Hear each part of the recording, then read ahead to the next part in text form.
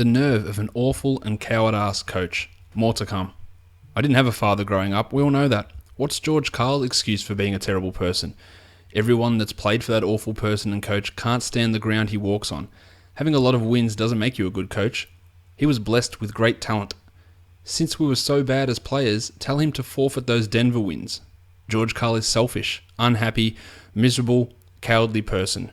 No wonder he's be fired every place he has coached. The book he is writing is full of lies and deceit. By far the worst coach that I've ever played for. Talking about Mallow didn't like defense? Hell, he never coached defense. How does that work? George Karl is the reason Kiki Vandeweghe lost his GM job in Denver. Told the staff they can't serve two kings. He no king. Hashtag coward Karl. You are Locked On Fantasy Basketball, your daily podcast on fantasy basketball. Part of the Locked On Podcast Network. Your team every day.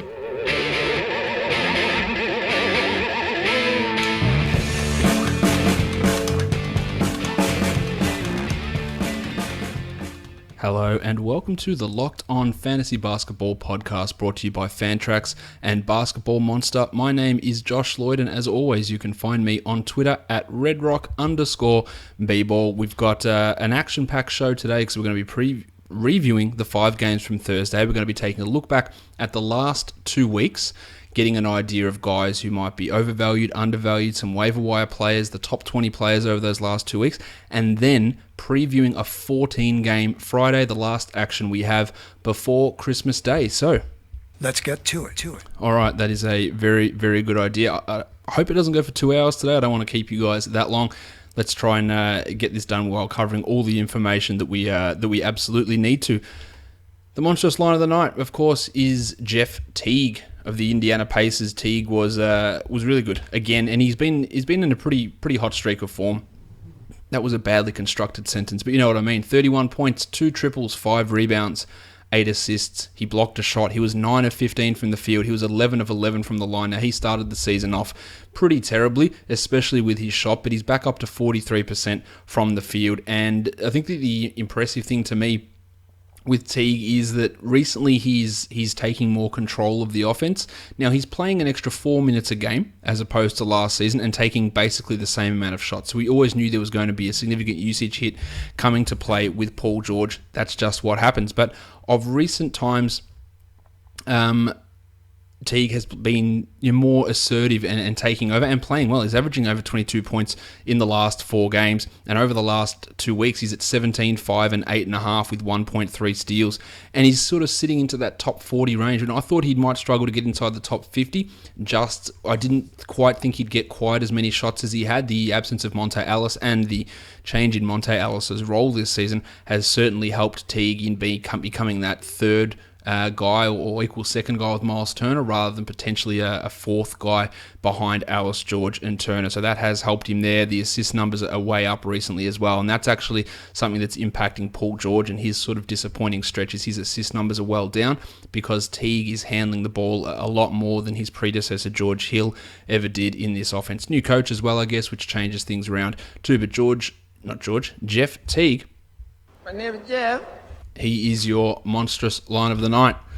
Let's talk waiver wire line of the night. And of course, it's Big Cock, Kylo Quinn from the New York Knicks. 14 points, 16 rebounds, 5 blocks, 6 of 12 from the field. Hit both of his free throws as well. You know that I'm a big O'Quinn fan. I've mentioned it plenty of times that when the minutes come for Kyle, that the numbers will definitely come as well. And this is just what he does. And it's a huge double-double with the 5 blocks as well. We just don't know what Hornacek is going to do with the minutes. This is 2 decent games in terms of minutes for O'Quinn in a row. But it was a weird situation with Kristaps Porzingis going out at the end of the game with that knee issue, which he is fine, by the way. So that gave some extra run to O'Quinn, to Hernan Gomez, to Joakim Noah. They all played decent-ish minutes, and getting a handle on what Jeff Hornacek is going to do with those minutes is always tough. But O'Quinn has been, he's a top 30 player in per 36 ranks for the season. He's a top 100 guy over the last 2 weeks in just 18 minutes, averaging 9 and 9 with 1.5 blocks, which is obviously really good in only 18 minutes. But do we have an ability to trust that he will get minutes going forward? No, but I think that he is the better player out of him and Hernan Gomez. I think that he's a better player than Joakim Noah, and I'm absolutely fine with having him in 12-team leagues if you're in for somewhat of a bumpy ride, if you're willing to accept that there'll be nights after he puts... Look, after this game, he'll probably go and play 5 minutes, such is Hornacek style. Have 2 good games in a row, then you need to sit down, because that's apparently the way that backup centers should be run. So if you can deal with that, if you can deal with the inconsistencies, and even with the inconsistencies, he's a top 90 player. So with minutes up and down, with performances up and down, he's still putting up impressive enough numbers that make him useful. And he's also got room to get better, because his free throws are at 68% for the year, but he is normally a 77% shooter, or he has been for the last 2 years. So he can get significantly better in that category as well, and that helps him out a lot. So Kylo Quinn is your waiver wire line of the night, and absolutely we know that he can have 12-team league value. More to the point, he's been impressive, and it just goes to show again that the fact that he wasn't used last year really at all, and he wasn't used in that last season in Orlando. Different coaches have wasted 2 years where he could have been really developing, and if he'd done that, maybe the Knicks didn't have to spend that sort of money on Joakim Noah in the off-season, and they would be in a better position moving forward cap-wise without having to spend that extra cash on a broken-down 31-year-old center who's not good anymore. If you want to hear more about Kylo Quinn, I do suggest, of course, that you listen to Locked On Knicks as part of the Locked On Podcast Network. Locked On Knicks is hosted by Jared Dubin. He'll have all of your Knicks information, the play of Brandon Jennings off the bench today, what is happening with the centers, Noah, Hernan Gomez, and O'Quinn, Porzingis' knee injury, if there's anything extra to report there. Jared will have that covered. So go check out Locked On Knicks, and whatever team that you're a fan of, the Locked On Podcast Network will have a podcast for that team, and we've got you covered every day of the week. So check out Locked On Knicks and, of course, the rest of the Locked On Podcast Network. Let's talk young gun of the night now, and it is Justise Winslow of the Miami Heat. Winslow was fantastic in this game against the Lakers. This is 2 straight 40-minute games for Winslow. He played 42 here, had 23 and 13, easily a season high in scoring, and his first double-double of the year as well. He had 3 assists, he had 4 steals, and importantly for Winslow, he went 10 of 16 from the field. And that's sort of where he'd been, well, not sort of, that's exactly where he'd been lacking this season. He's shooting just 37% from the field, but importantly, since he's come back from his wrist injury, he's hit 50% of his shots or more in 3 of the 5 games, and he's shooting over those 5 games 46%. Now, we're shooting 48% from 3, which is ridiculous. He's shooting 48% from the line, which is also ridiculous in the other way. So there's obviously a few things that need to balance out there. He's not a great free throw shooter. We're talking 68, 70% type of guy. And he's obviously not a 48... Oh, no, he's not shooting 48% from 3. That's totally my mistake. That's his true shooting percentage. He's shooting 20% from 3. That's more in line with what he actually is. Erase that 48% mark. He is shooting 48% from the free throw line. That is accurate. So he can get better in that area. But what we're seeing this season in particular from Winslow is his increase in playmaking. 1.5 assists last year. He's at 3.3 this year. Extra responsibility. And for a guy that was a very good perimeter defender last season, it didn't really translate into numbers. But this year it is. We're talking about a guy that was at 0.9 blocks steals last year. He's at 1.8 this year and at 2 per game since returning from the wrist injury. And if you get 2 steals a game, then you are a valuable fantasy piece. If he keeps his shooting up and keeps these assists up, keeps the steals up, then he's going to have a place in 12-team leagues. And he probably should be owned. I think he almost definitely should be owned. But look, when we look at his numbers, he's still ranked outside the top 175 this year. And a lot of that's to do with shooting both field goal and free throw, both significant negatives there. You punt both of those, and we're talking about a guy who is looking at top 100 value. So it does depend on your situation and the way your team is structured, but don't expect huge jumps in free throw percentage, and also don't expect this current 46% run from the field to necessarily continue, because he isn't a great shooter, but absolutely had it running tonight. And we saw a glimpse, and I never thought he'd be really ever an elite fantasy player, but he showed that he does have that ability in him, and did it here. Just, it's going to be consistency. Can he consistently shoot? Can he consistently score? But we've seen the defense, we've seen the passing, we've seen all that stuff really improve so far this season. So Justise Winslow is the young gun of the night. The dud of the night is another young player, and that is Aaron Gordon of the Orlando Magic. Just the 6 points for Gordo. Only 18 minutes, 2 rebounds, 1 assist, and went 3 of 8 from the field. His season has been an absolute disaster. He has been playing better of late, or just outside the top 150 over the last couple of weeks, averaging 12 and 4 with 1.3 triples, but defensive numbers well down. We're talking about he's had 1 block over the last 2 weeks, which is just not good enough. But the other encouraging thing is he's shooting 48% from the field in those 2 weeks. So that's increasing, but it's not changing Frank Vogel's mind, really. He's not saying, all right, Gordon's out there, he's scoring better, he's shooting better, he's doing things, he's shooting threes, he's hitting them. That means he needs 30 minutes a night. No, Vogel's going out there and saying, nah, let's just give him the 24 so we can get 28 or so out of Jeff Green. So that's limiting what Gordon can do. I dropped Gordon, I believe, in a 10-team league, and I don't think he should be owned in those. He's still owned in 82% of leagues. And in a 12-team league, I'd be looking to move on because, as I've mentioned over the last 2 to 3 weeks, his potential's through the roof, right? There's probably no one on your waiver wire that's going to have the same level of potential. But when he plays well and Vogel still doesn't give him 30 minutes, that's the concern. It's not like, okay, you're not shooting well, let's get your touch back. Because when he got it back, he would still play 24 minutes a night. And that's where the real concern lies to me with Gordon moving forward. So he is your dud of the night, and I think for pretty good reason. Okay, let's get into these games.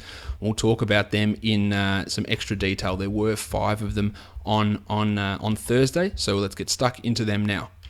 The first game we'll take a look at is the Boston Celtics and the Indiana Pacers. The Celtics get a good victory here on the road. Isaiah Thomas with some fourth quarter heroics again, 28 points with 9 assists and 2 triples for Isaiah. While Jay Crowder had this is just a very Jay Crowder night. 15, 5 and 2, 3 triples, 1 steal. Really good percentages. I don't think his upside is all that high, Crowder. He's not getting the steals in the same level that he was last year, but he's just a solid mid to late roundish type of player. 15 and 6 for Avery Bradley with 3 steals, while Al Horford, not a great night. His shooting has been way off recently, just 2 of 12 in this game, 8 points, 11 rebounds, and a block, not the greatest night of all. Marcus Smart, the minutes are down, 25 for Smarty, but 12, 4 and 3, 2 steals, 1 3, and a block are impressive numbers. While he is getting the 24 to 26 minute range instead of 29 to 31, it's really tough to own him in 12-team leagues. He really only fit on teams that were punting field goal percentage, and if the ability to get the counting stats is subdued by him playing 5-6 minutes less a game, which is what has happened recently since everyone's been healthy, then it is really tough to consider Smart a must-own 12-team league guy. I still do believe in Marcus, though. Kelly Olynyk, only the 20 minutes here, but 11, 5 and 2 with 2 triples, getting it done again, but it's 5 minutes too few. If we want him to be a 12-team must-add guy, then he's got to be getting 25 regularly, and that just appears like it is never going to happen. So a 16-teamer, sure. A 14-teamer, probably. I think he's just around the top 120 over the last 2 weeks, so that makes him a 14-team league guy. But for 12s, there's too many reasons why. And the reason starts with B. It's Brad Stevens. There's the one reason why he doesn't get more fantasy appeal. And obviously Brad has his reasons, whatever matchup issues, play issues, but that's the reason that Olynyk is not a fantasy target. It's because of the minutes. And that's it's not that he's not producing when he plays, it's the minutes. But you're aware of that, I'm sure. The Pacers, Paulie George, 19, 8 and 5 with 2 steals. He was 10 of 16 from the field. He was 9 of 10 from the line. George has been a disappointment this season, I believe. Now, I have highlighted this plenty of times that he starts off the season red hot in general. Really strong Novembers, and then each month after that gets progressively worse. Well, his November this year was okay. It was probably right in line where you expect it to be. But that means that if his career pattern is going to continue, then he's going to get worse. And that's what's happened over December. We're talking about a guy over the last 2 weeks who's outside the top 30. And if his normal seasonal progression continues, we're going to be talking about a guy who's not a top 20 player, not maybe even a top 25 guy by the end of the year, despite starting off steady without being spectacular. And a lot of that is his assist numbers have dropped really significantly because Jeff Teague is handling the ball a lot more. So it definitely hasn't been a great way to go for Paul George so far. Thad Young definitely getting it back going. 15 and 12 with 3 triples, 4 assists and a steal. And with Monte Ellis out for at least the next 2 weeks, you would imagine that the way that this offense is running is going to remain fairly stable. And that's been really impressive for Young. It's been really good for him. Miles Turner wasn't a great night. 10 and 8 for Turner. He did have a block, but that's far from his best performance. While CJ Miles had one of his best nights in a while, 19 points with 2 triples and a block. But CJ Miles' good performances are as up and down as anyone in the NBA, so leave him for the sort of deeper leagues. Glenn Robinson III, invisible again, 2 points in 35 minutes, 6 rebounds, 1 of 9 shooting. Yeah, he's starting. But look, that's just really, really deep stuff that we're talking about with the little dog. Let's look at Golden State and Brooklyn. Brooklyn had a 16-point lead at halftime in this game and proceeded to lose by 16 points. It was a tremendous turnaround from the Warriors. The Warriors were without Draymond Green, who was with his partner giving birth to his first son, who is Draymond Jr. Yep, Draymond Jr.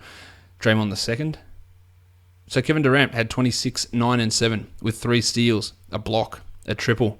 Decent numbers for Durant, and we were a little bit worried about the blowout factor in this game. It turned out to be a blowout, but it didn't mean that these guys were resting really early on, so we still got decent minutes out of them. Clay had 23, 5, and 2 with 5 triples and 4 steals, while Steph was a disappointing 6 of 19. Did add 7 assists, 5 steals, 3 triples, and 15 points, but it wasn't the best Steph night. Now, with Draymond out, Zaza Pachulia got extra run, and this was probably his best game as a member of the Warriors. 15, 14, and 4 with a block. Now, Draymond is going to miss Friday as well.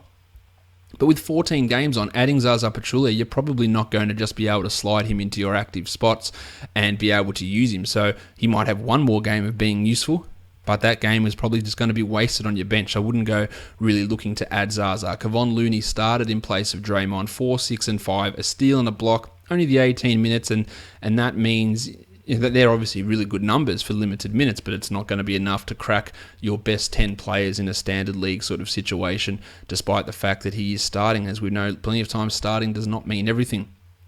On the Nets, huge performances from their big names. Brookie Lopez, 28, 8, and 2. 2 blocks and 4 triples, while Jeremy Lin had 10, 8, and 11. He also had a Richie Beno, which is 2 steals, 2 blocks, and 2 triples. So Lin, the best thing about Lin's line is he played 32 minutes, and that's really encouraging to me, the fact that he was on the court for that long. So hamstring issues are done. He's going to rack up stats, and he is likely going to challenge the top 50 by the end of the year. Bojan Bogdanovic had just a 12-pointer. Yeah, that's fine. Trevor Booker really struggling. Outside the top 150 over the last 2 weeks. 4 and 7 with 2 steals. Now, the steal rate, that's great there, but his steal rate has come back down closer to career averages after it being way above to the start of the year, so that's affecting his value. And his field goal percentage has dropped way off. Now, he had 2, when you look at his seasonal numbers, he's got 2 really huge bright green numbers, field goal percentage and steals. And with both of those coming back, then his numbers are dropping way back as well. And we're looking at a guy that's, if you look at the last 2 weeks, he's not a 12-team league ownable guy. I would still hold him at this case, but he is coming more back down to careerish numbers, I guess, with the steals. The field goal percentage should bump up. He's not going to be this poor of a shooter, but it's sort of a regression to the mean for Trev. Shawnee Kilpatrick had 14 and 4. A decent night, but not a 12-team league guy. I think the big question mark on this Nets team is Rondé Hollis-Jefferson, who is playing really well at the moment. 24 minutes here for Rondé, 13 and 6, 1 assist, 1 3, 2 steals, 1 block. And that's the sort of line I was envisaging when we did the projections at the start of the year. Good rebounding, really good steals, get a block. I was hoping for better percentages, but this is what we were hoping. Now, the 24 minutes is an increase over the 18 that he was getting, say, at the start of the week. But he is putting together over the last couple of weeks a season that's starting to knock on the door of the top 100. If you've got a roster spot available, if you have got one available, you can look at Hollis Jefferson in 12-team leagues, but don't be 100% tied into it. Don't be like, I have to go and grab Rondé, because we don't know that his role is necessarily increasing. But if they start to limit what Booker does, and Kilpatrick and Bogdanovic, then Hollis Jefferson, with the way that he's playing, especially defensively, he is going to be getting some extra run here, and he's going to be an interesting guy, I think, to look at, who could have top 100 value for 2017 portion of the season, but really starting to impress now. Looks like he looked lost to start the year, but he's looking like he's starting to get it a little bit more at this point. Orlando and the New York Knicks is the next game. Serge Ibaka with a big double-double, 23 and 10 with 3 triples and a block for Serge. His block numbers are never going to replicate what he did 2 to 3 seasons ago. I think we just have to assume that he's going to be more a 1.5 block guy than a 2.5 block guy now. But he's going to solidly settle into being a top 50, top 40 type of guy without really ever approaching the top 25. A nice night from Serge, but still, it is hard to get a handle on what he's going to do from night to night. Evan Fournier went 21, 5 and 4, a decent game from him, while Bismack Biyombo had 5 blocks, so obviously a huge help in that category. A steal, 6 rebounds in his 27 minutes, but split the minutes equally with Nick Vucevic, who went 10, 5 and 6. Nothing changes with the Magic. Biyombo is a defensive specialist who you can own, and Vucevic is solid mid to late round guy whose ability to be a top 30 player is capped by Biyombo's presence. Jeffy Green played 29 minutes, 10 points, 3 steals is useful, but obviously not much else is useful for Green, just the deeper leagues. And we had 31 minutes from Lord Alfred Payton, while DJ Augustine was under 20 minutes. And that's been the pattern for most of the time, but Frank Vogel will obviously throw in a switcheroo from occasionally, and that does impact things. Payton had 10, 8 and 4 with 2 steals, while Augustine had 2, 3 and 3. Clearly, you're not owning Augustine, except if you're in, say, a 20-team league, maybe an 18-teamer, whereas Alfred, I own him in 12-teamers, and I haven't dropped him because the production's been fairly similar. And in the situations where I own him, it's because of certain punt strategies, and he's just sort of continuing to do what he did as a general rule, just with that limitation of maybe not getting 34 or 35, and getting 28 or 30, and that just it pisses me off, but he's still producing at a high enough level.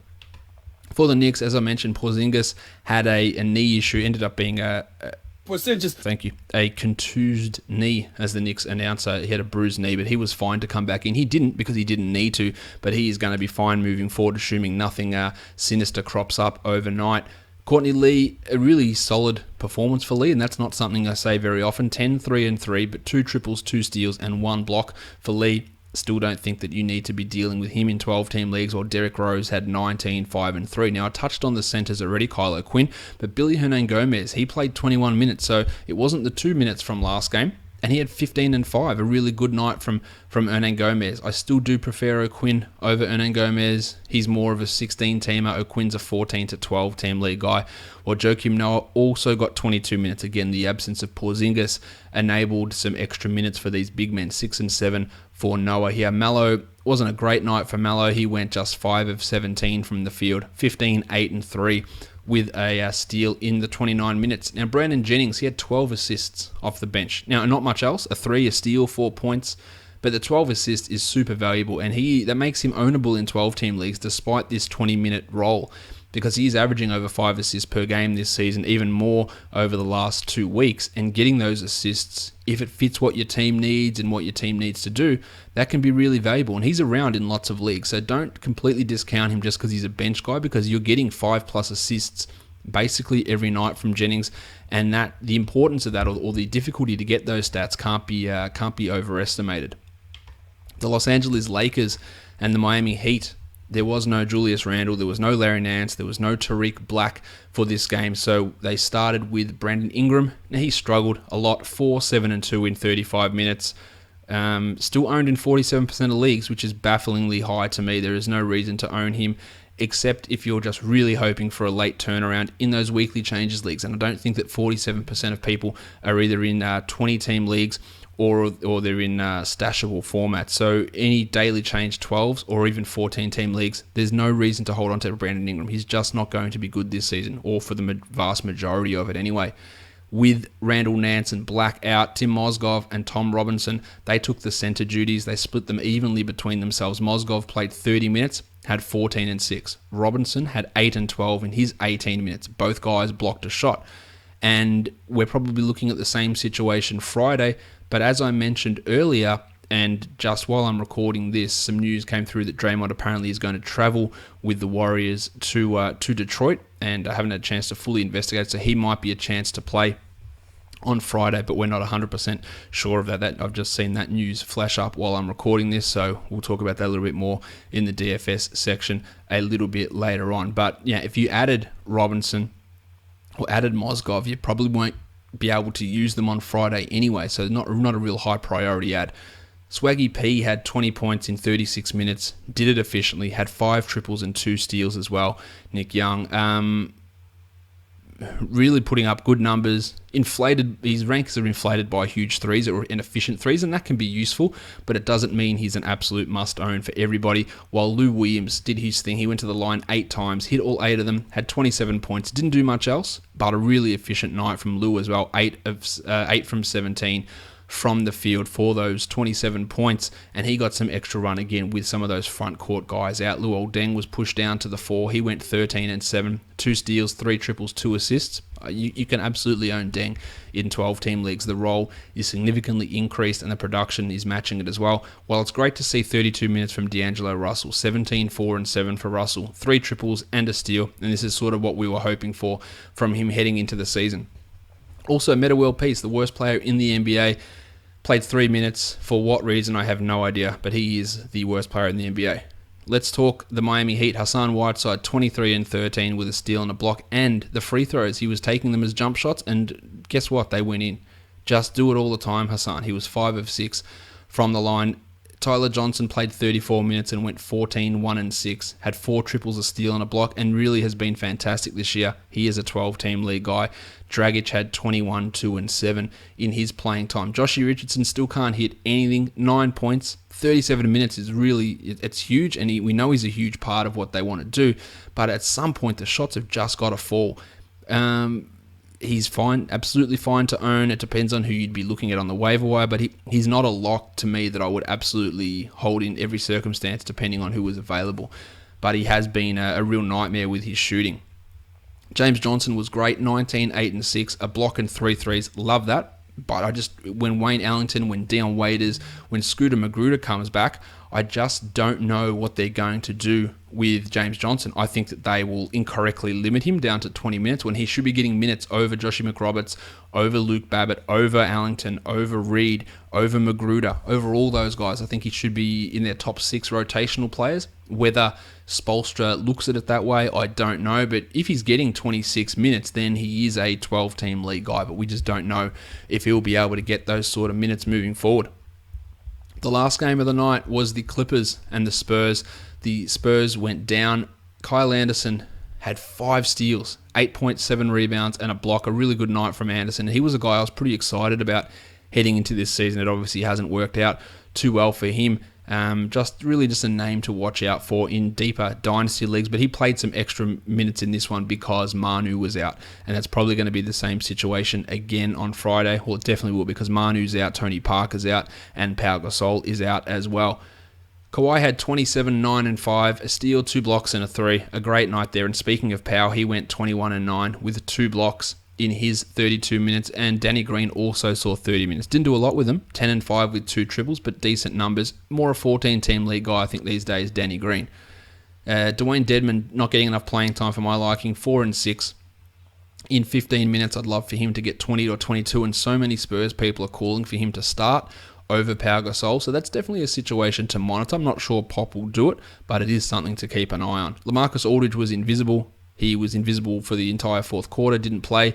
10 and 4 in 23 minutes has been horrible this season. I think that's fair to say. And Tony Parker, there's no reason to deal with him in 12-teamers. 2, 2 and 3 in 28 minutes. Patty Mills has also dropped right off the pace. But if you do still hold Patty Mills in a 12-team league, I will definitely be holding for at least one more day with Parker out on Friday, and Mills most likely to get in the 28 to 30-minute range. But after that, his numbers, which were really impressive to start the season, they have dipped pretty significantly.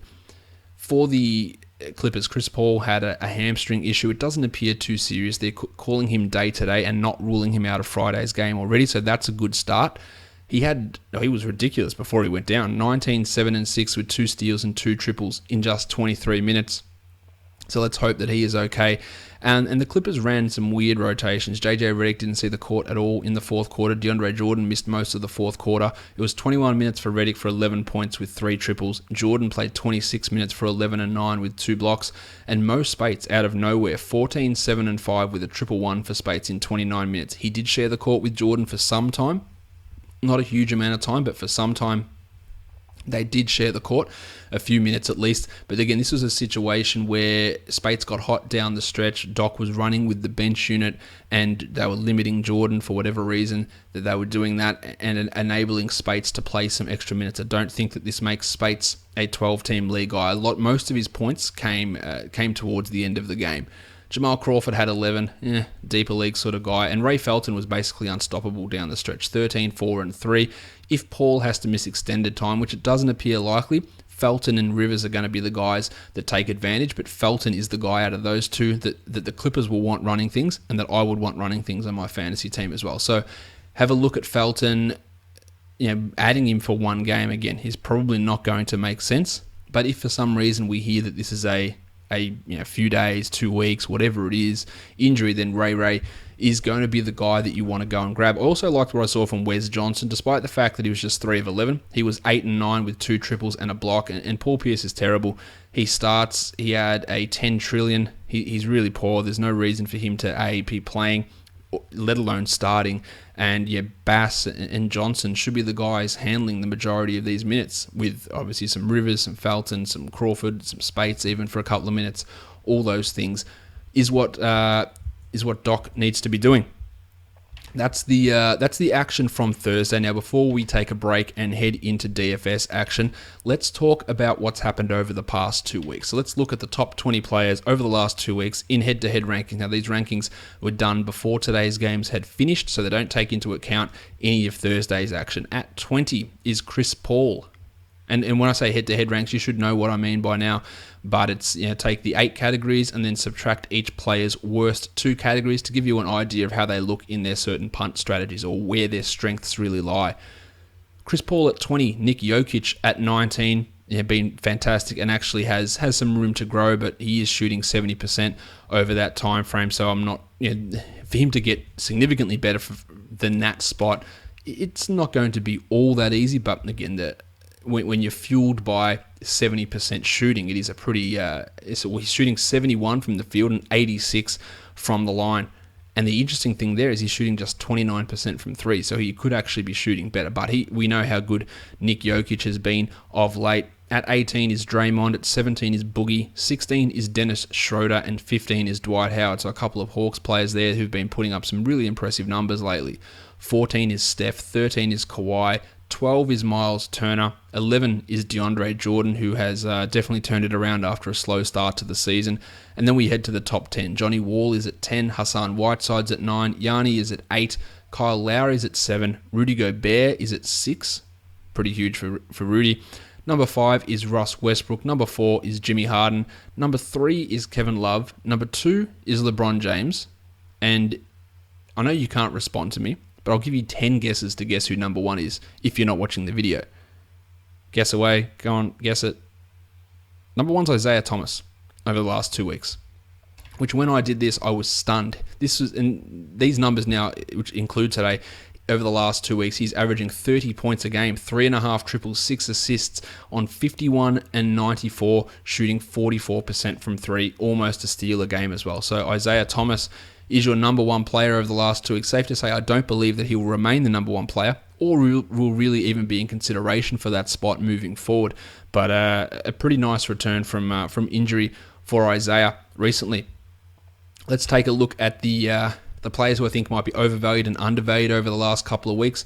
In the overvalued region, we've got Mason Plumlee, who comes in at rank number 39. I think the return of Al-Farouq Aminu just hurts him just marginally. It just pushes maybe a minute or 2 away from him, maybe a few rebound chances, maybe a few block chances away from him. I still think that he's going to be more a top 100 guy, but not a top 50 player. Lou Williams at 41, I don't think he maintains top 50 value. I think he can comfortably stay in the top 100, but not in that top 50. Same with Eric Gordon, who's at 42. And he's really trading off a huge amount of threes, which for as good as he's been, it feels completely unsustainable to shoot at that level Although, unless we're seeing another Steph Curry type season, I'd be pretty doubtful with that. Gaz Harris is at 48. Love Gaz. Don't think he remains a top 50 guy. Really going to be hard to sell high on him, especially after the last game that he put up. Uncle P's at 75. I like what Uncle P's doing. He's been good, but I definitely don't think that he is the 75th best player. Target a Lakers fan. Target a fan of gunners and chuckers. And see if you can get a top 75 guy back for Nick Young. I think that's a huge win because, again, the three-pointers can be so easy to find, and that's where all his value is coming from. So I don't believe that he's in that zone, but he could be a guy that if you find, and there are people who irrationally like Nick Young or like his style of play or like the Lakers, and you might be able to get some value there. Same thing with Lou Deng at 77. He's been playing really well, and I do think that you should own him in 12-team leagues. But again, look at a Lakers fan. Look at someone who is maybe a couple of years behind their NBA knowledge and doesn't realize that Deng has been pretty bad for most of this season. And if you could get top 75 back for Deng, it'd be a real tough stretch to do. I don't imagine anyone listening. I know that no one listening to this podcast would do it. But you never know. The Lakers' allure is pretty big. Let's look at undervalued players. TJ Warren is ranked 278th. We saw him bounce back in the last game. If he's on your wire, grab him.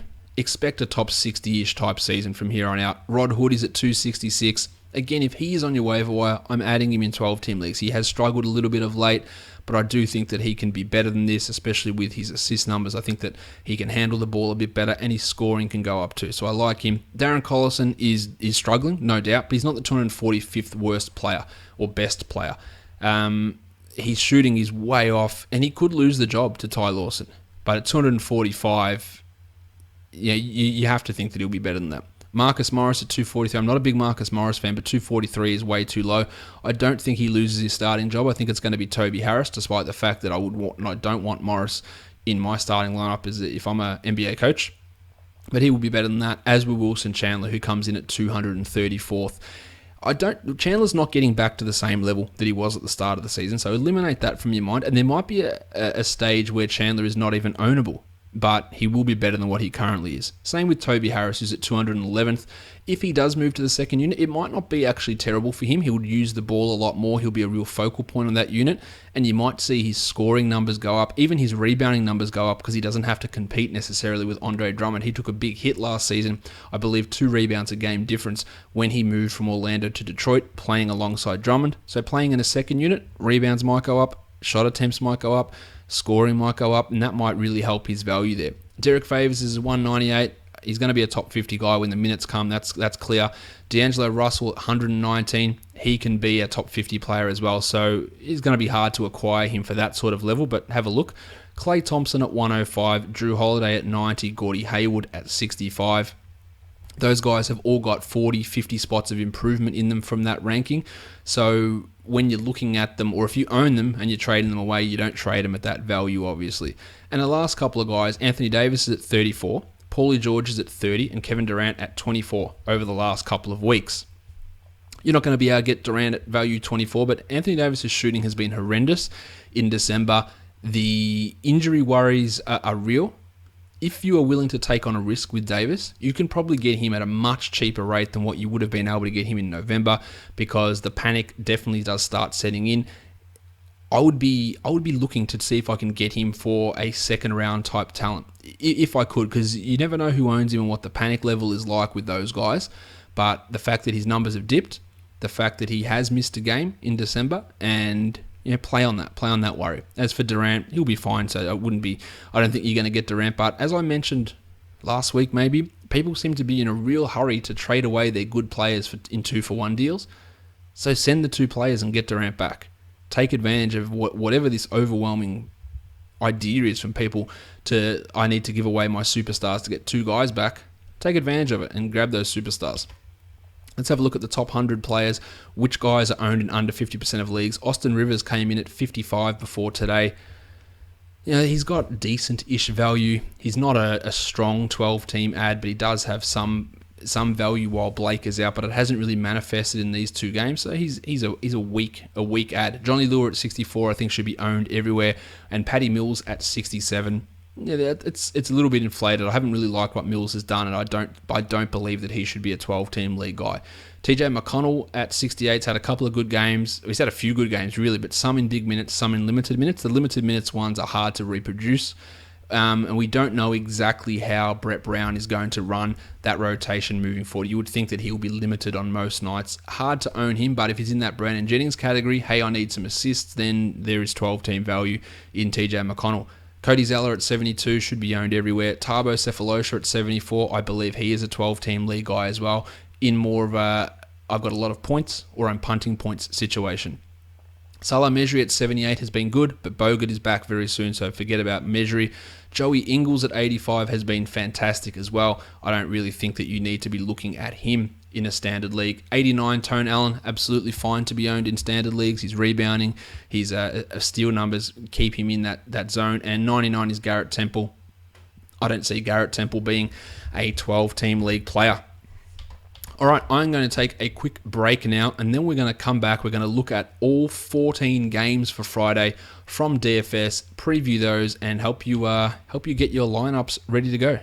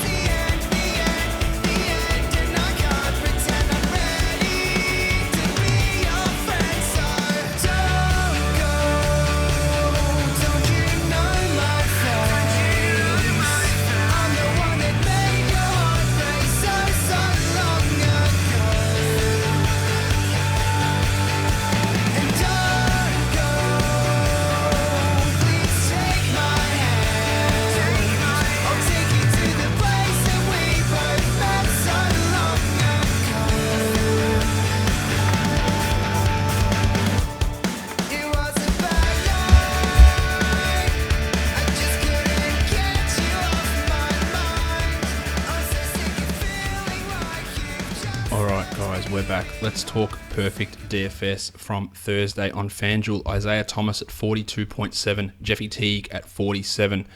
Shooting guards Klay Thompson 38, Evan Fournier at 33. Small forward Durant at 55.3 and Justice Winslow at 48.1. The power forwards Thad Young 36.4 and Serge Ibaka at 35.5. And center Kylo Quinn 42.2 for a total of 378.2 points on DraftKings. Teague 50.25. Clay at 41.75, Kevin Durant at 56.25, Kylo Quinn at 45, Zaza Pachulia at 41.5, Jeremy Lin at 44.5, Justice Winslow at 51.75, and Kawhi at 51.25 for a total of 381.25 points. Let's get into these games now and start trying to break them down as best we can. And this is a tough day in DFS. When there's 14 games on, it's almost a similar situation to me when you've got a low volume day, when you're playing with like 4 games. You know, on a 14 game day, it is a little bit harder to cash. There are just so many different variables that it can make it not ideal to try and get the result that you want. So maybe limit your exposure somewhat. There's tons of cheap value options all around the NBA, and that's going to make tournament lineups really, really weird. And I think it's going to make the scoring pretty high as well. So just consider limiting your exposure. And you're going to have to go contrarian, I think, in GPPs just because of the wide scope of players, and there is so many different cheap options that are around over the entire NBA landscape. Let's talk the first game, which is the Chicago Bulls and the Charlotte Hornets. The Hornets are favored here by 3.5 points, and the total is 203.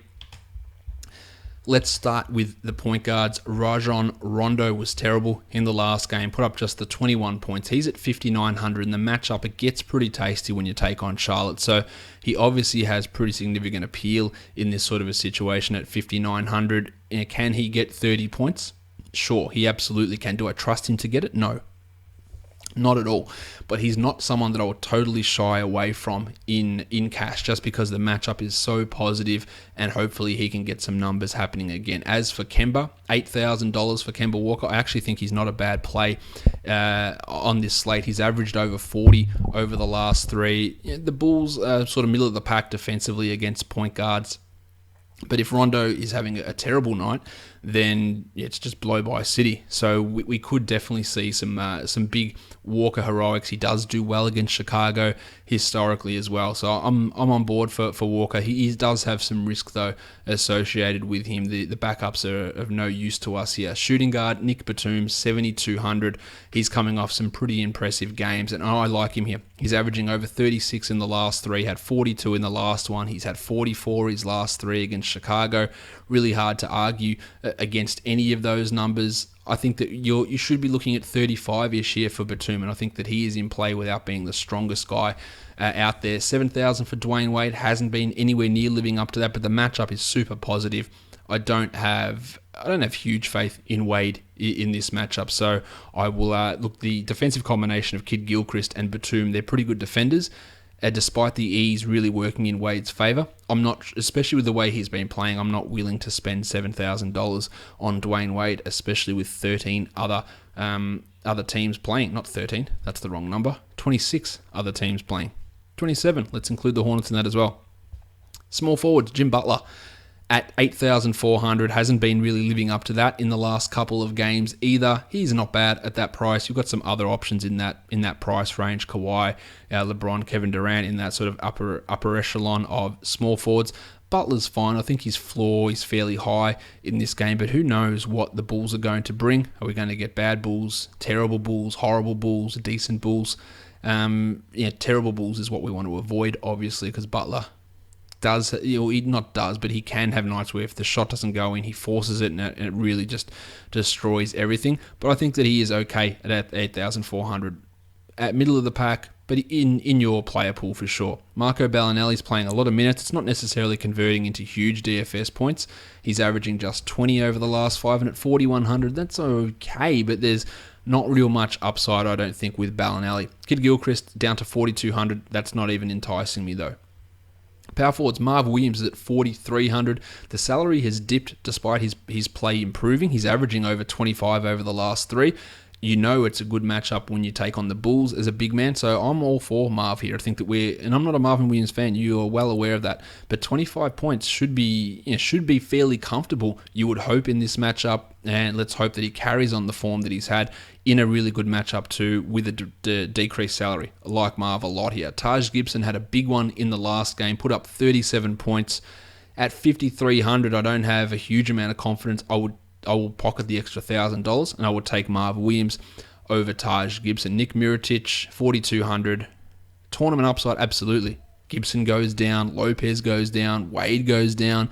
Mirotic steps into 28 minutes and drops 40. It's a huge win at a low ownership percentage, but that's really about it for Mirotic. He does have that upside. Well, Frank Kaminsky is basically an afterthought at this point. At center, I like Robin Lopez at 4,800, who has not really been producing at all, but centers do have a good time of it against Charlotte, so he is in the mix here and should be looking to crack 25 points. He hasn't done it all that often recently, but at this depressed price, I like it. I also like Cody Zeller in a good matchup on the flip side against the Bulls. He's at 4,900.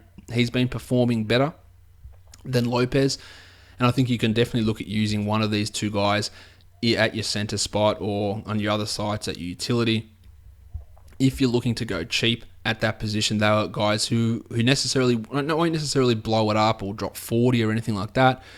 But in cash, you can get them at sub 5,000. You can put them in and get 25 to 28 points and just be happy with that return and build on it in other areas. Chris Felicio is at minimum salary. Is he going to get 20 minutes or 7 minutes? That's sort of the range that's been happening with him lately.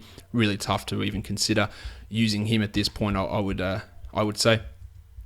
Where are we with the next game? Let's talk the Los Angeles Lakers and the Orlando Magic. Let's look at the spreads here. We've got the Magic are favored by 4.5 points, and the total is 213 points for this game.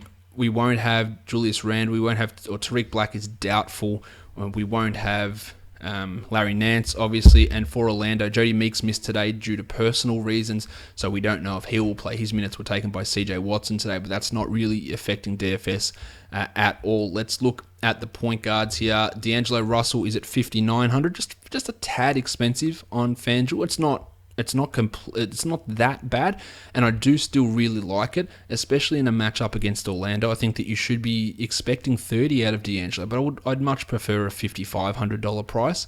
I think that D'Angelo is absolutely in play on other sites, and he's totally in play on FanDuel as well. I do think that 5,900 is just marginally inflated, but I still do like it quite a bit. DJ Augustin at 3,700, strictly just a tournament guy only. He has done well against the Lakers, and this is a really good matchup against the Lakers backcourt. We saw Dragic and Tyler Johnson both put up good lines today. Augustine at 3,700 could drop 30 points, and at 3,700 that puts you well on your way to getting a collect. Alfred Payton at 6,200. I hate that his price has risen by $400. That will completely turn me off using him. Look, he's been good. I've said this, but he's not 6,200 good. Forget that. And Jordy Clarkson at 5,100. He backed up his 39-point performance with 13 today. And that's sort of been the story of Jordy Clarkson for most of this season. Really tough guy to rely upon. Shooting guard Louis Williams is at 5,800, has been back to being consistent, and without Randall, Nance, they don't play the same position, but the shot attempts are going to head towards Lou Williams, so I think that you can feel pretty good about getting 27 or 28 out of Lou, and I think he's in a really good spot here to use in both cash and in GPPs as well. Evan Fournier just consistently giving you 30-ish. He had 33 today. He's averaging 31 across the last 5. The price has risen to 6,400, which is a bit of a pain in the ass. It's a little bit high, and that makes me want to second guess using him. As per usual, though, he's a really good GPP pivot with lower ownership whose upside isn't necessarily that high, but almost feels like a lock for at least, say, 27 or 28. Uncle P is now up to 4,600. He had 30 today, which obviously returns value there. He's just strictly a tournament type player though. Small forward Lu Deng, 4,600, had 26 today, averaging 27 across the last 3, 26 across the last 5. Bang, he's in. I really like him. Yes, it is a back-to-back, but he's going to have to play minutes. He's not obviously averse, or he's not unfamiliar to playing big minutes. So at 4,600 for Lu Deng, I think it's fine. I think you should get 25 out of him fairly comfortably, and then whatever else you get on top of that is real bonus. Brandon Ingram, who started today, had just the 14 points. He'll probably start again. He's at 3,800. I wouldn't be putting much money on him getting a huge performance back, but at that sort of salary, he's got decent-ish upside. But yeah, I will pass on Brandon Ingram personally. Jeff Green and Aaron Gordon, that is just past City as well. Power forward Tom Robinson, he had 26 today. He's at 3,600. It's going to be tough for him to get 26 points in 18 minutes again, as he did today. I think that you should look at him more on a point per minute type of basis. 18 points, 18 minutes, and then you've got to say, how many minutes do you think he will get? Will they go the 30-18 Mozgov-Robinson split that they did today? You'd have to think they'd go close to that. Maybe Robinson gets to 20 minutes and he gets 20 points, and at 3,600, is that worth it? Absolutely, it's worth it. So there is some use in Tom Robinson, but I wouldn't be expecting as big a performance as what he turned in today. Although the Magic, not necessarily all that tough in terms of being able to put stats up for front court players. As for Serge, he's at 6,500. Good matchup for him as well. Dropped to 35 today. I think he's okay here, but I don't like the fact that his salary jumped by $300, so that will probably leave him out of most of my lineups. Center, Tim Mozgov. Love him here at this salary, minimum salary. He only put up 22 today, but if you're going to get 30 minutes and you're going to be a minimum salary starter, then you're business for me at that price. And you get 22 points, you're at 6x. So he can be better than that as well. He could get 25. He could get 30. We've seen Tim Mozgov have 30-point performance in the last 5. We've seen him in the last 2 years have a 20-20 game or multiple 20-20 games. Love him at minimum salary in this situation. Bismack Biyombo at 5,000. I think he's decent at that price, especially against the Lakers. Get your 25 out of Bismack, get your 27 to 30 minutes, get 25 points, fine with me. Nick Vucevic continues to be overpriced, 7,200. Going to be real tough for me to have him in any lineups, I think, especially at this point. Let's talk Golden State and Detroit is the next game. Let's take a look at if we've got a spread up for this one. We have the Warriors. The Warriors line started at -9 and is into -6.5, which is interesting. The total here is 212.5 points. So if we can get a closer game, then it's going to be really interesting. And Detroit, at times, they can play well against Golden State just because of Kentavious Caldwell-Pope's defense in the backcourt. That can sometimes limit. Now, it's going to be hard when you've got Kevin Durant in there as well, which might make it a little bit tougher. But interesting that the line has come in so far. I would assume that's thinking that Draymond is out, but now we've got this new news that Draymond is coming back or could be playing in this game. So we do have to pay attention to work out whether Draymond is in or out of this game. Let's talk point guard. Steph is at 8,700. At that price, with the Kentavious Caldwell-Pope defense and the way that KCP has dealt with Steph in the past, I don't like using Steph at that price. You'll see him at much lower on some of the other sites, and then that becomes a fine bet. But at 8,700, I don't really want anything to do with it. Reggie Jackson's at 5,800, and he's been almost around that level. His salary has risen by $300, and that sort of turns me off him. But I don't think that it's outlandish to think that you can get 30 points from Reggie Jackson. So he is in play to me. Not really cash, but more a tournament guy that I think is worth looking at. Ish Smith and Shawnee Livingston, not going to be using them. Obviously, at shooting guard, Klay Thompson at 6,300. He had 38 today, which is obviously an impressive night. Strictly tournaments only for Klay. Really can't rely upon him the way that he's done this season with cash. Kentavious Caldwell-Pope up and down as they come, really. 5,500. I actually like him, though, in tournaments. I think that he does do well against Golden State. So I'm okay with him in certain situations, but far from a strong play. Small forwards, Marcus Morris at 46. Well, this depends, I guess, on is he being demoted or is he starting? If he stays in the starting lineup at 4,600, I actually think that he's a worthy tournament flyer. If he gets demoted, I don't like him being a focal point of a second unit, so I won't be really interested in using him there. Kev Durant at 9,700. Yeah, it's all right. It's not a bad price. Do you want to spend 8,400 on Jim Butler? How do you feel about Butler? Do you want to spend 10,000 plus on LeBron in a matchup against the Nets? That's sort of the decisions you make with those guys. LeBron against the Nets, which we'll talk about later. Maybe there is massive blowout back-to-back against Cleveland. Does LeBron get limited? I don't think that you're going to have a huge blowout here of the Pistons. So Durant at 9,700 is fine, especially if you're littering your lineup with a lot of these other cheaper guys you might have. Harden, Durant, Cousins. You could even try and run a lineup like that. It might be hard, but you might be able to do that with so many options on offer. And you feel that Durant should be able to get close to. He had 55 today. He should be able to get close to 50, and that would be really good at 9,700. Power forwards, Johnny Lua at 4,900. Love Johnny Lua at 4,900, averaging 28 across the last 3. And instead of playing 27 minutes, maybe he plays 32 minutes. So we should be looking at or the ability to get to 30 points here for John. And at 4,900, can't really see too many better bets than that on the board. As for Draymond, if he happens to play at 7,900, I'll be okay with it.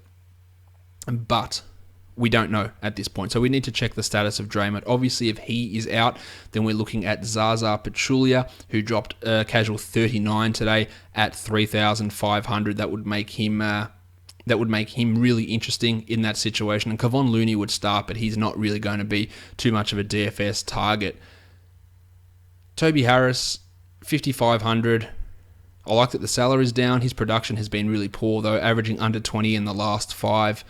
Not sure I really want, especially if Draymond plays, I don't think I'd want to really get on Toby for this one and say, yeah, look, your chances of turning it around are really going to come against Draymond. I don't think that's a rational line of thought. So I'm not sure that Toby Harris has really got much place in a DFS lineup. If Draymond's out. He had 25 from David West today. He's a minimum salary player. Absolutely worth looking at him and thinking, does he get some extra run and put up some defensive stuff and score a little bit and give you those 20 points in maybe a low ownership sort of situation. So he would absolutely be an option to me if Draymond happened to miss.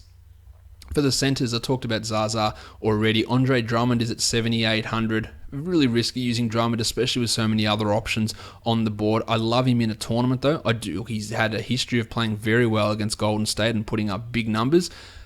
But we've seen this year that centers against Golden State get their pants pulled down in a pretty significant way. So that is a real concern for Drummond. So just don't use him in cash. But the upside, the 50-point upside for Drummond is there. It is absolutely there, and you're getting him as a sub $8,000 player, and that can be really useful. So have a look and see how you can get Drummond into a tournament lineup. I think is probably the best way of framing that. Let's talk about the next game, which is one I've alluded to already, and that is the Brooklyn Nets and the Cleveland Cavaliers. Is there a spread out for this one yet? There is no spread currently out for this game where I'm looking anyway. Can't see anything for that yet, so we've got no idea at this point. We don't know if Kevin Love is going to play. He is questionable with his knee. He's missed the last 2 games. Richard Jefferson should be ready to play. He did get ejected in the last game, but we haven't heard any news, so I imagine he's right to go. And on Brooklyn's side of things, Isaiah Whitehead has missed the last 2 games with foot soreness, but that has zero impact except for Isaiah and his family. At point guard, Jeremy Lin is at 6,400. I would love it in a matchup against Kyrie, but it's too high. He had 39 today, which is great. It's a back-to-back for Linney, and I don't trust him being able to get you 33 points on a back-to-back with Kenny Atkinson maybe going, you know what, Jezza, let's just cut it down to 27 in this game, especially if the game gets out of hand. So that's a real concern to me with Lin. Otherwise, if he was coming in price at 5,500, I'd be smashing it, saying, you know what, even if he plays 27 minutes, he can easily exceed that value. 6,400, though, is too expensive. As for Kyrie, 7,500, this is going to be awesome if Love misses. But I think at 7,500, he has been killing at the moment. So even if it is somewhat of a blowout and he plays 31 minutes instead of 36 minutes, he could comfortably cover that number and he could really torch the Nets. So I do like Kyrie at that $7,500 price point. Iman Shumpert at 3,600. He played 29 minutes in the last game with no J.R. Smith. 24 points he had in that. He's at 3,600. A guy getting 30 minutes at 3,600 who has been productive this season. Sign me up. I'm all for Iman Shumpert at that price, especially in a matchup against the Nets. DeAndre Liggins starts, but he doesn't necessarily do too much. And you could say, oh, you look at him in a tournament, not many people will be on him, but his upside's not high enough for me to take that chance with him. So he's a not for me. 5,000 for Shawnee Kilpatrick, no thank you either. Joe Harris revenge game? Doubt it. And Jordy McRae, no thanks. Let's talk small forwards. LeBronald. 10,100 for LeBron. Love it in theory, but is he going to play the full allotment of minutes? Will the game be out of control? What will Tyronn Lue do with LeBron? I feel okay with using him. I think that to get 50 out of LeBron is not terrible. It's not terribly difficult, maybe is the best way for me to phrase that. So he is fine to use, but you've just got so many other options around that any sort of hint of a risk makes it tough. Rondé, 4,100 for Rondé. He does well against Cleveland. We've seen this before. He's averaging 26 over his last 3. Absolutely zero ability for me to trust him in cash because he's just not getting enough minutes for me to say, yeah, you're locked in at 27. Let's go at 4,100. But the production speaks for itself. The numbers have been there for Hollis Jefferson, and he proved himself against the Warriors. And at 4,100 with 30-point upside, sure. In a tournament, absolutely no issue with using him. Bojan Bogdanovic, no, not for me. Karis LeVert, love him, but no thanks. And Dickie Jefferson, if Kevin Love is out at 3,500, would you look at Jefferson? He had 18 in the last game, and he didn't have even as much as that in the one before. So I'll chalk that up as a no. My screen just completely died. We'll have to come back to the Cavs power forwards because my screen has just disappeared with them. So we'll once that loads back up, let's move on to another game because technology just screwed me. So let's talk about the Oklahoma City Thunder and the Boston Celtics, and we'll get back to the rest of that game at the as soon as it comes back up. The Celtics are favored by 4 points in this game, and the total here is 209. Injury-wise, we don't have anything to really be concerned about. Victor Oladipo is out again for Oklahoma City, so obviously that's a concern. But what does that? It doesn't really change much for DFS unless we're looking at Alex Abrines, who put in a huge performance in the last game. Let's talk point guards first. Russ is at $12,800. It's really tough at that price. He's gone up by another $300. Yes, Russell Westbrook is averaging 68 points over the last three. But to be honest, at 68 points at 12,800, it's where he needs to be. And with so many other options on the board, how much faith can you have? You can be a huge Russ fan, but how much faith can you have in him of just casually going out there and just dropping 70 every night? I don't. I think this is fade Russ territory with so many games on. It's just really hard for me to look at that and say, you know what, this is the best move to spend $13,000 of your budget on Russ Westbrook. Now, on some other sites, the price is way more in line, and then it makes a lot more sense to use Russ. But yeah, really tough here, especially then, maybe Avery Bradley has a good defensive night and shuts him down. Now, Russ's last three games against Boston have given you 48 points. Now, most of those have come with Durant, so there's obviously a caveat there. But even in those situations, Russ last season was averaging more than 48, so he was a decreased player in the games against Boston. So that's something to definitely pay attention to, and to not necessarily think that Russ is just going to come out there and log 70 points every night. It just is... Well, it's not impossible because he's almost doing it as is, but it is just hard to continue to rely upon, especially when you've just got so many other options out there. And that's the way that I'd be looking at that one. Isaiah Thomas has been awesome. Obviously, $8,200 is an expensive salary, but it has come down by $200. He's averaging 45 over the last three, been killing it since returning the last few games. Do we use him? Well, look, he's in that zone with Kemba, Kyrie, in that sort of price point, and he's fine to use. I think that you can look at him and go 40 points is absolutely within range. The floor is not really very it's not that low. I think he's got a pretty decently high floor. So yeah, I think looking at Isaiah Thomas and thinking I'll spend $8,200 is a pretty decent bet. It's not the best one on the board, but it's fine. Marcus Smart at $4,700, won't be using him. Samaje Cristen, same story. Shooting guards, Avery Bradley at $6,800, just too high. I'm going to continue to pass on him at that salary. And Anthony Morrow, who's been starting in place of Victor Oladipo, he's giving you 10 points over the last three, so that's a no from me. Alex Abrines had 22 in the last game. How much do we buy that? I don't buy it a huge amount, but at $3,600, it's definitely worth. Look, if he gets the extra minutes again, if Billy Donovan goes, you know what, this worked, let's have a crack and let's see exactly how this could potentially play out, then there's something there at $3,600. I wouldn't be putting a huge amount of faith into Alex Abrines, though. At small forward, Andre Robertson, $3,900. No real upside to me for Robertson, but I think he's decent in cash. Let's get 20. Let's get 21 at $3,900. There's something there. Jeremy Grant, no thanks. And Jay Crowder at $5,700. Continues just to have lines that look good, but don't necessarily look great for DFS. Like today, his line looked good. It was 23 points. It's not enough at $5,700. And that's just what he continually does, just continually bees a little bit under his value. So not interested in using Jay Crowder there.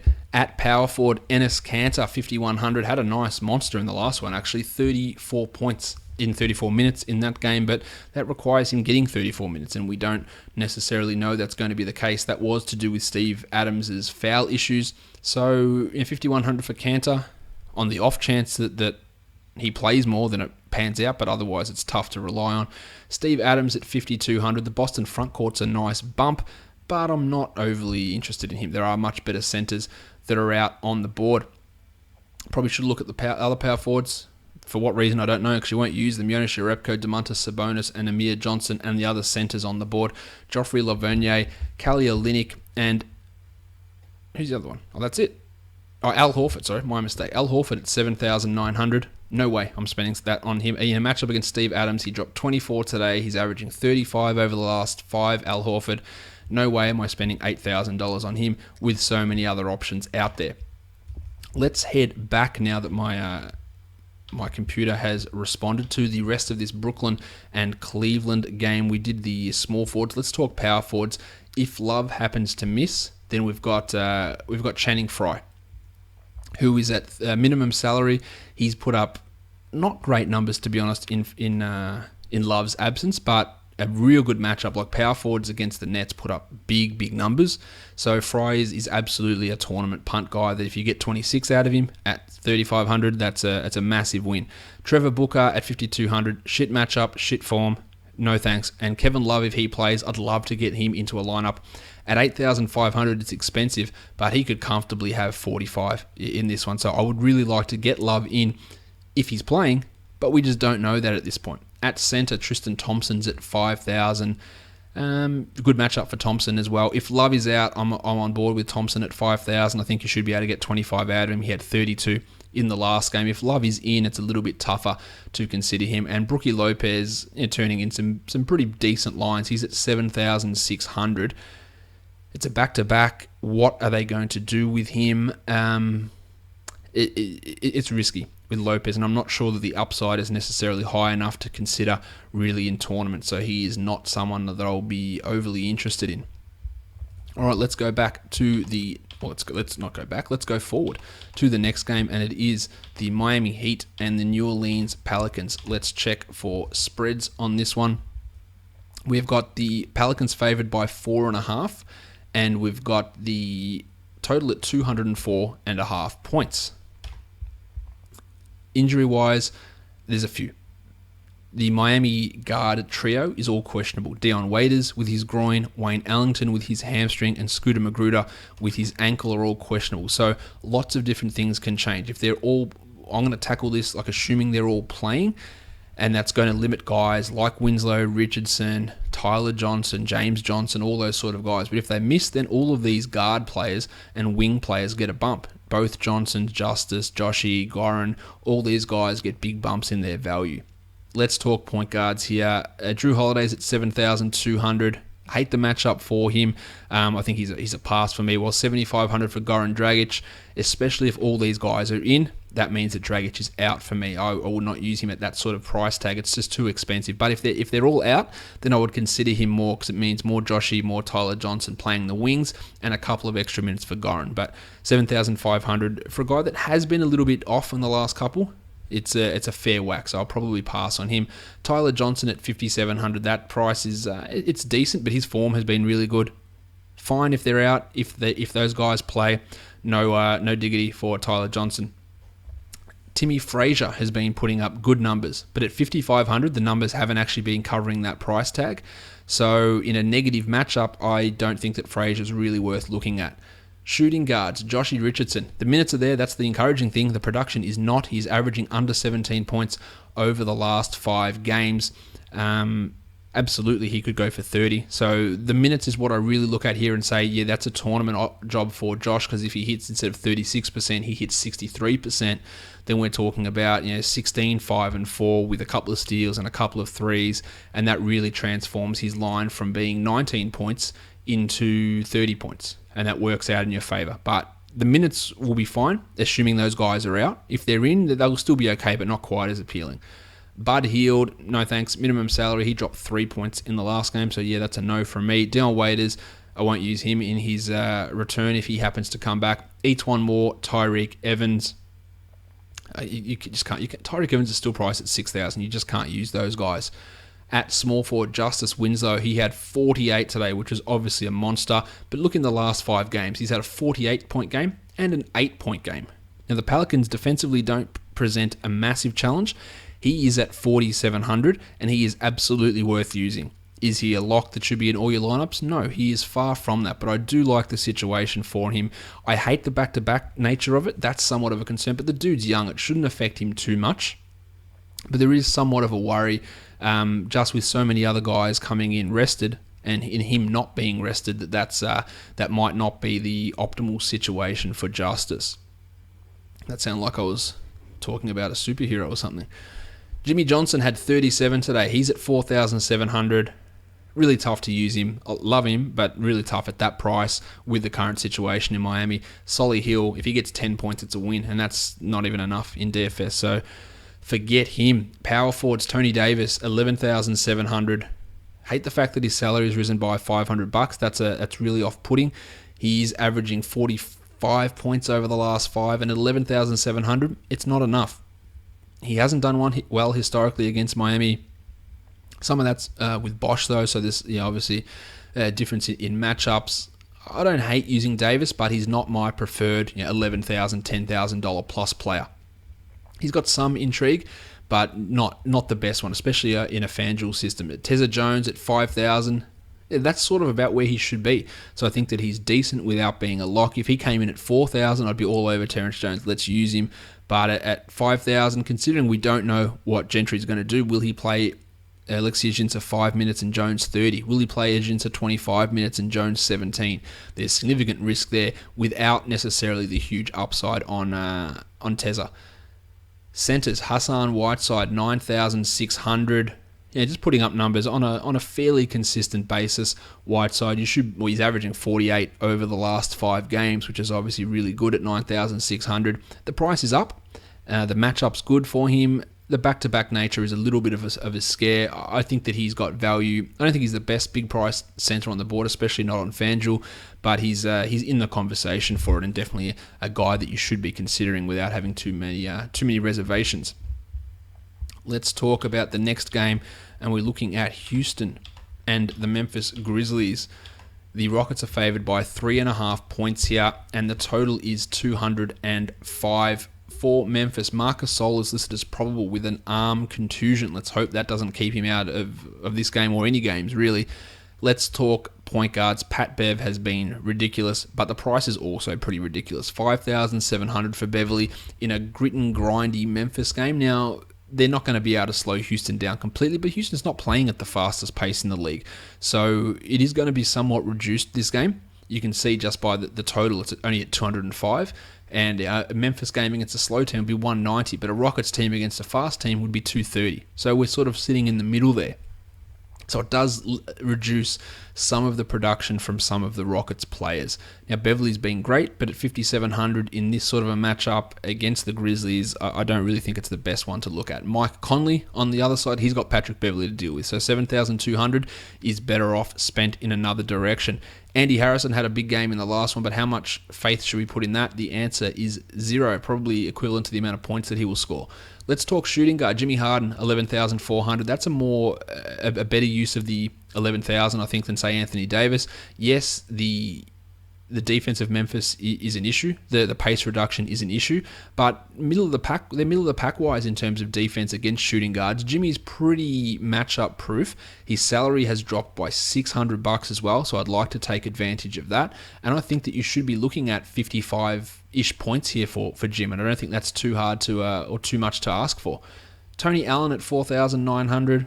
There are better options out there. And Eric Gordon at 5,700. He is averaging 30 over the last 3, but I'm not totally confident in him just continuing to hit 7 threes a game. I'm not buying that that's just going to be an everyday thing, and his upside is not high enough to look at really in tournaments. Trevor Ariza was down in the last game. Shit matchup here, 5,400. I think we can eliminate him from my consideration. Sammy Decker had a stinker as well. He's at 3,600. Decker, there is a chance he gets extra run if they don't like, or D'Antoni doesn't like what Montrezl Harrell is doing. So there's tournament potential for Decker, probably the best way of putting it. Chandler Parsons, Vince Carter, James Ennis, Corey Brewer, none of those guys should really be considered.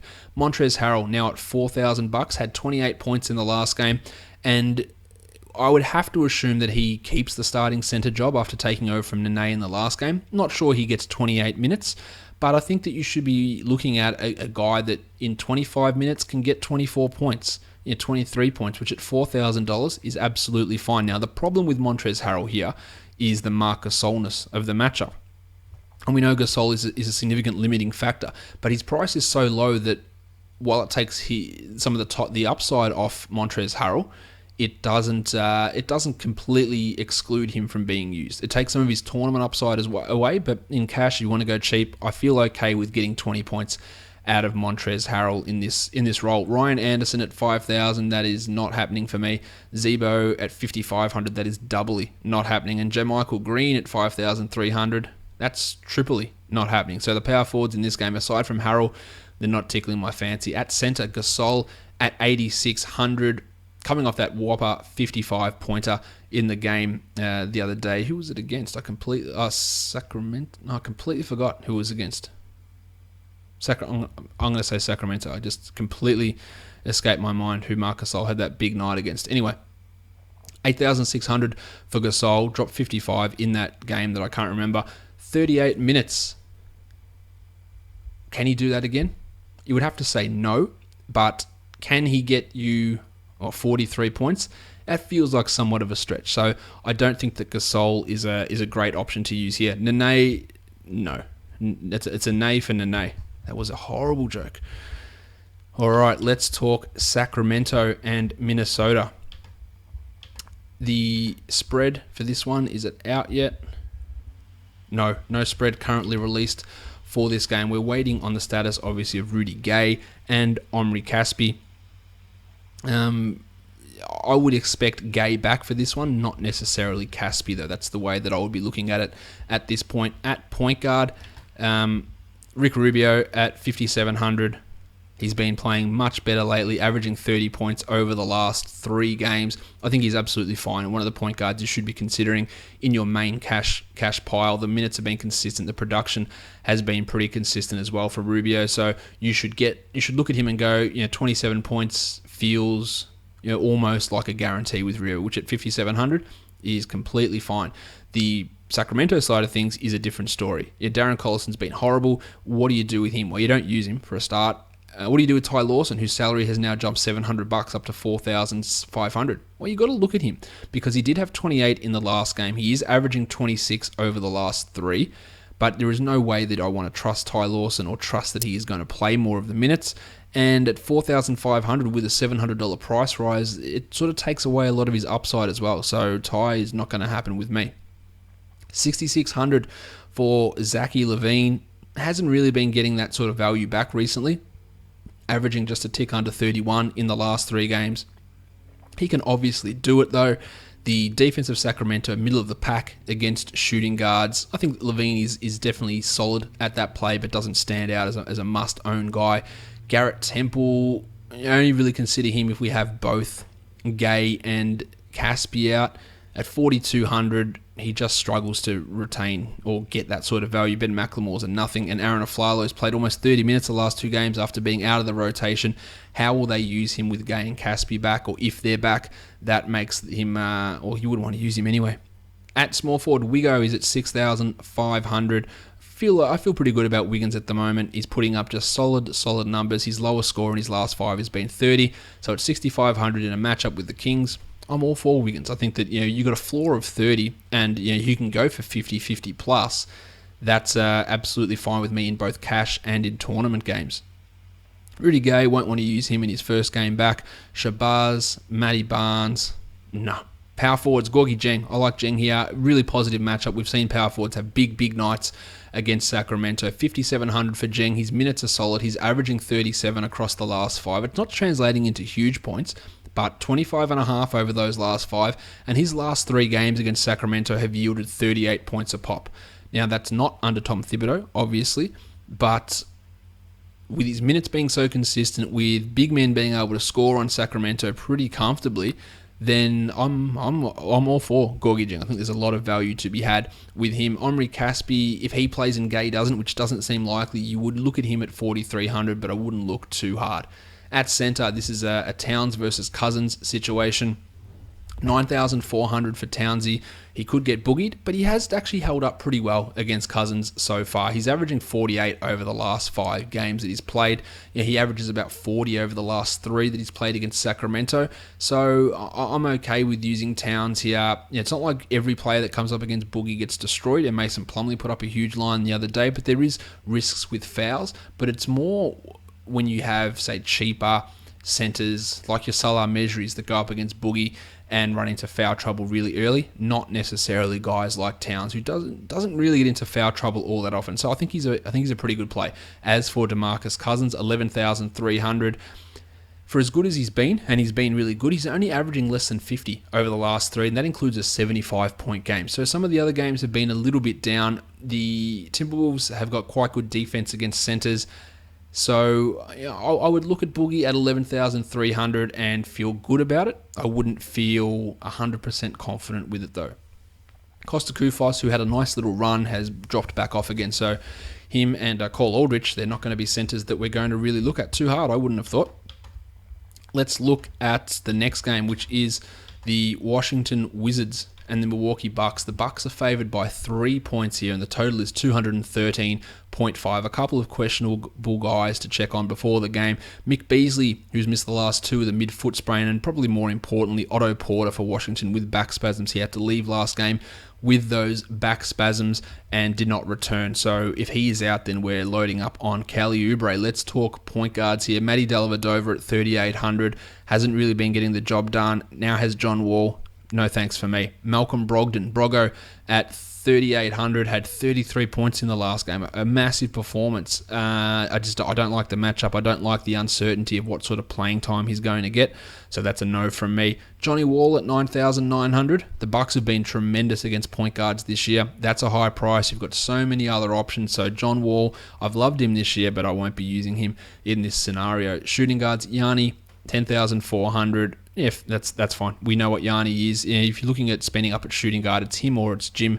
So I'd probably take Jim, but in certain sites I would take Yanni. It just depends on their scoring system. But Yanni should be looking at close to 50, 47, 48 points most nights. So I do like him here. Brattles, Beal, 7,200.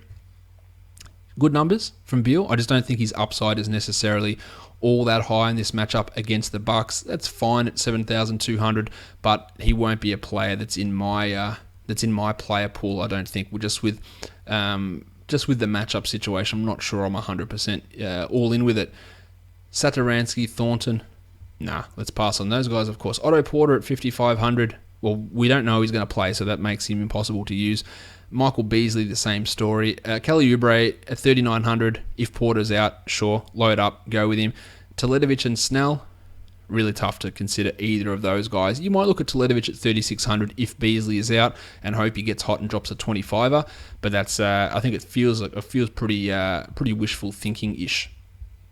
For the centers, we've got Marcin Gortat, Johnny Henson. I skipped a position, didn't I? We'll get to that in a second. Now my screen has disappeared again. Some real technical difficulties coming today.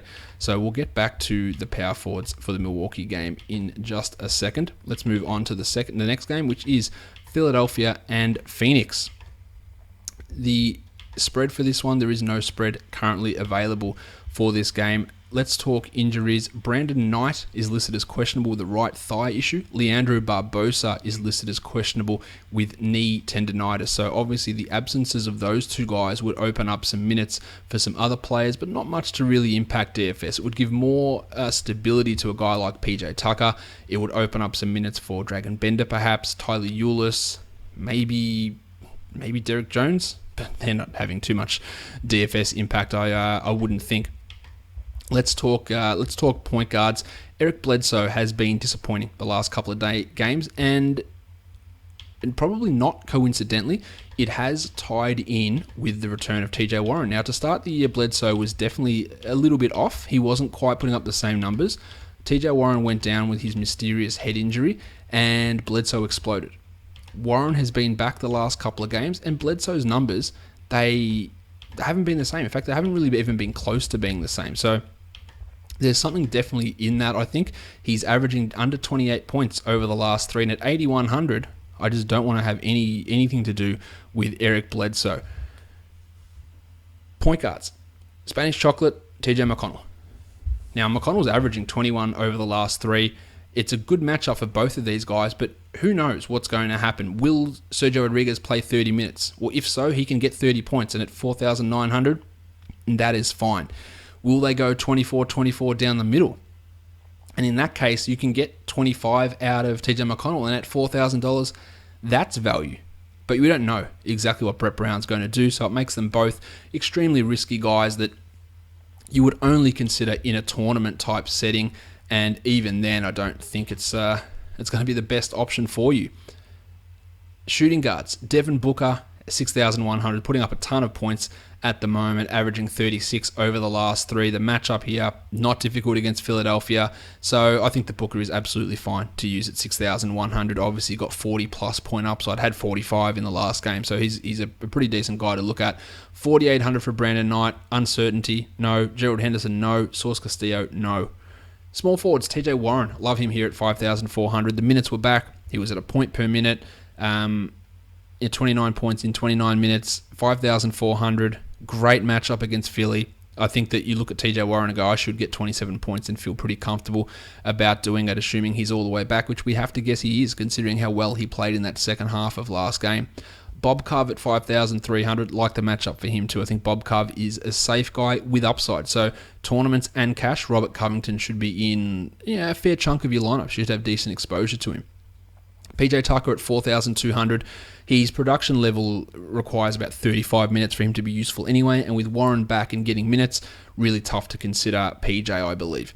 At power forward, there's not a lot to love here. Jared Dudley, no. Ersan Ilyasova, like him, but he's at 5,500, so I'm not really certain that that's going to be the best use of your 5,500. Dario Saric and Marquise Chris, two rookies, no point in using either of those guys. At center, we've got, of course, the process. Joel Embiid at 7,200. I think it's too high.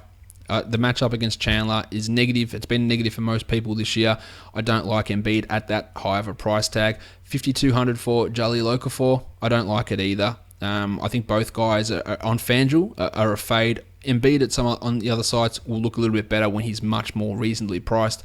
I don't want to spend up that much on him. Now, in the game that they have played against Phoenix already this year, Embiid had 38 points. It was a good performance, but at 7,200, that's almost where he needs to be. So it's not like it's a mind-blowing huge game. Not a fan. Tyson Chandler, huge fan. Sorry, not a fan of using him on this day on this slate. 5,000 for Tyson Chandler. I reckon that's a pass for me. I think we'll leave that alone. All right. Let's go back to that Washington-Milwaukee game that we had before.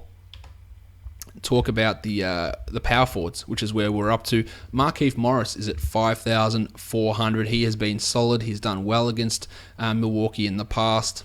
I'm big on Markieff Morris in DFS. He never seems to be priced correctly, and I always think you can always just squeeze a little bit of value out of using Markieff. He's not going to be for everyone, but he tends to find his way onto a lot of my rosters.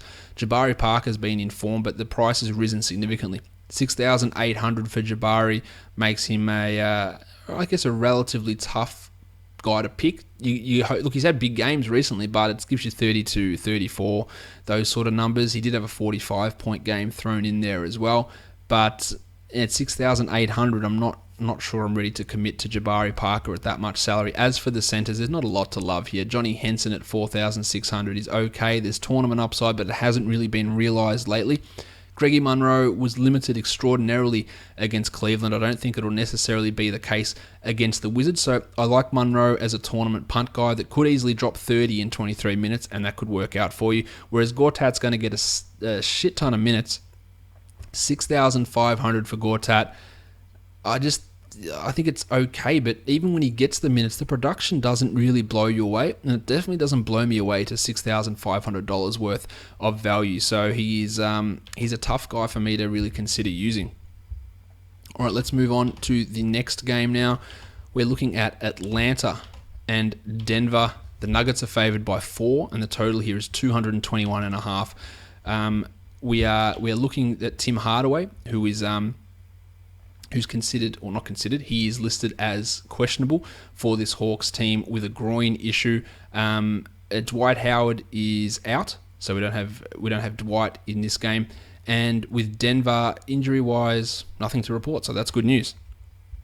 Let's talk point guards. Manny Mudiay, 4,900. Really positive matchup for Mudiay. Point guards have done very well against Atlanta, but we know what Mudiay's story is. If the shots go in, the minutes will be there and the production will be there, but if not, they won't be, and he'll be terrible. So really tough to rely upon Mudiay. in a tournament, sure, there's 35-point upside from Moutier, even higher, 40, 45. He's had a couple of this season. So at 4,900, tournaments for sure, cash, no chance. But the matchup is really, really in his favour. As for Schroeder, a really positive matchup for him as well. But he's now at 7,100, and that's probably pushing it a little bit. Now, if it was at 6,400, 6,200, absolutely. 71, not interested in Schroeder. It just feels too high. Jameer Nelson gets the bump if Moutier is limited, but his numbers have dropped pretty precipitously lately, so I don't reckon he's much of a punt option. And Jamal Murray had a nice game with Moutier struggling last time out, but really tough to rely upon him as well. Gaza Harris, 4,700 for Gaz. Wasn't a great night in the last one, just the 8 points in 19 minutes with the FanDuel scoring. What do we do with him here? I think that he's definitely worth looking at. The matchup is okay. I think he bounces back. The Nuggets hopefully won't be as horrible as they were to start that last game. So Gaz is fine to use. Kyle Korver at 3,800. We assume that he is going to play a similar role to what he did in the last couple of games in that power forward spot. I wouldn't expect him to have the 4 blocks that he did in the last game, and that gave him 25 FanDuel points. So at 3,800, yeah, he's got some upside, but it's not all that high. Like he had 4 blocks and it gave him 24 points. So he wasn't doing much or enough in the other areas to really think that he's a blow your mind type of target. He's fine, but not great. Timmy Hardaway, well, we don't know if he's even playing at this point. Farton Will Barton at 5,400. He had 34 points in the last game. Yeah, obviously that's impressive, but he's as up and down as they come. Really just restrict him to tournaments, and if the starting lineup does well, then Barton's not going to really have anything to do. Kent Bazemore at 4,500. I'm on board with Bazemore, especially in a tournament situation, not in a cash game situation. That's too risky for me to use him in that sort of spot. Tabo at 4,500 has been a little bit underwhelming with his DFS points, so fade him. Same with Wilson Chandler, just hasn't been given us anywhere near the production that he was to start the season. The Rooster is at 5,900 on FanDuel. That's too high. He is much more reasonably priced on other sites. He's averaging 26 over the last 5, which is fine, but at 5,900, it's just not happening for me. Power forwards, Mike Muscala should get a bump with Howard. Not there. 3,600 for him. He had 21 in the last game. The game before that, though, with no Howard, he had 11. So, he had 11 points. And not a huge amount of scoring in that situation either. He's more a tournament guy. He's more a punt option. Paulie Millsap has been playing well. 8,300 for Millsap, averaging over 41 in the last 3 games. I feel pretty fine with using Millsap and thinking that he's going to give you nice value. On the Nuggets side, Nick Jokic is up to 6,700. You've just killed it for me. That's it. I love Jokic, but I'm not spending 6,700 on him at this point, especially with the foul limitations. It just feels like it's priced almost, it's not priced at his ceiling, but it's priced at his upper expectation, I guess, is the best way of putting it. So at that price rise, you can have it with someone else. And Ken Fareed will put up good numbers if Jokic is in foul trouble, otherwise he'll do nothing. So at 4,900, he's a decent punt, but even then, I don't think he's a spectacular punt option. Centers, there's no centers actually listed in this game that are going to play. There's Nurkic and Howard, but Thiago Splitter, but they're not going to play. So nothing to see from that position, obviously. The next game we take a look at is the Toronto Raptors and the Utah Jazz. The Raptors are favored by 1.5, and the total here is 200.5 points. Injury-wise, Rod Hood is questionable with his gastric distress. Dante Exum is out for at least the next week with that knee tendonitis, and Georgie Hill is out again with his toe. So there is a little bit of value that's coming in this game. Shelvin Mack at $4,000. He didn't have a great game in the last one, put up 19 points, but I do think that Mack has value. The problem is in the matchup against Kyle Lowry is a little bit restrictive, but I think that Mack is definite value at $4,000. As for Lowry at $79, the matchup is not necessarily ideal, but I like the fact that he's dropped by $500 to be under 8,000, and he makes a really enticing point guard on this slate, and you should be feeling pretty confident of getting around 40 from Kyle Lowry. I feel pretty good about getting 40 from him in this matchup. Corey Joseph's been playing really well. I don't have any trust to use him. Shooting guards, Rod Hood, We don't know if he's playing, and it's tough on a later game. DeMar DeRozan, 7,900. Hate the matchup for DeRozan. I love the fact that he has also dropped by $700 down to 7,900, and he is in play for me as a decent-ish cash guy, but the matchup scares me off just somewhat. Small forwards, Gordie Hayward, 7,600.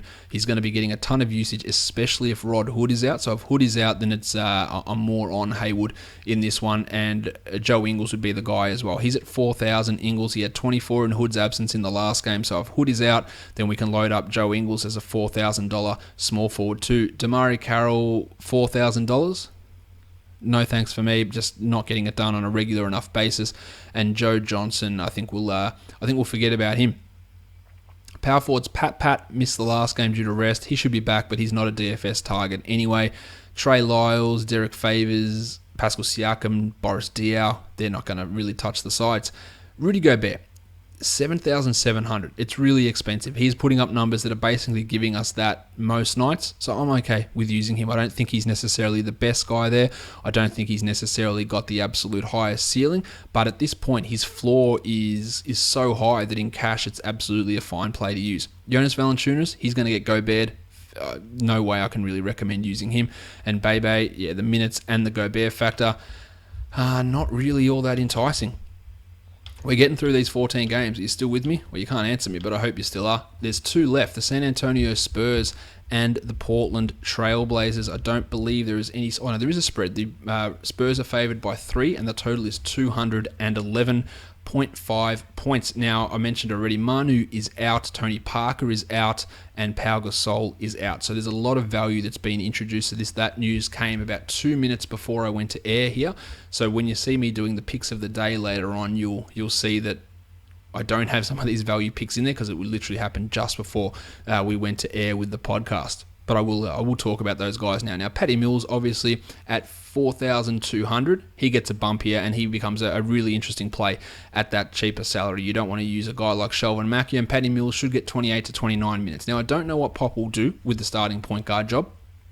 Previously, he's given it to Nicholas Laprovitola, and he's played 20 minutes, but Laprovitola didn't play at all today, and DeJounte Murray actually played a lot in the fourth quarter and was fairly impressive. And DeJounte Murray has started in place of Tony Parker this season. Neither of them is going to be a big DFS guy, but don't panic when you see Laprovitola or Murray starting and Mills off the bench. Mills is getting most of those minutes. Dame Lillard at $9,000, drop of $600 is nice.